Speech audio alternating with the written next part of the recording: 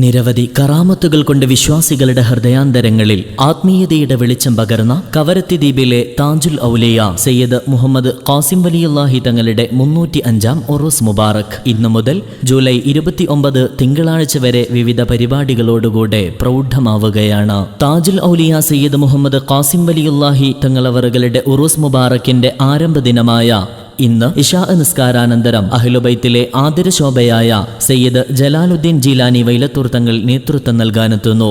കൂടാതെ സയ്യിദ് സഹീർ ഹുസൈൻ ജീലാനി, പ്രഭാഷണ രംഗത്തെ പ്രൗഢോജ്വല താരങ്ങളായ ലുക്മാനുൽ ഹക്കീം സഖാഫി പുല്ലാര, സമദ് സഖാഫി മായനാട് തുടങ്ങിയ പണ്ഡിത വ്യക്തിത്വങ്ങളും സംബന്ധിക്കും. താജുൽ ഔലിയ സയ്യിദ് മുഹമ്മദ് ഖാസിം വലിയുല്ലാഹി തങ്ങളുടെ ഉറൂസ് മുബാറക്കിന്റെ ആദ്യ ദിനവേദിയിലേക്ക് മുഴുവൻ വിശ്വാസികളെയും സ്നേഹാദരം ക്ഷണിക്കുന്നു, സ്വാഗതം ചെയ്യുന്നു.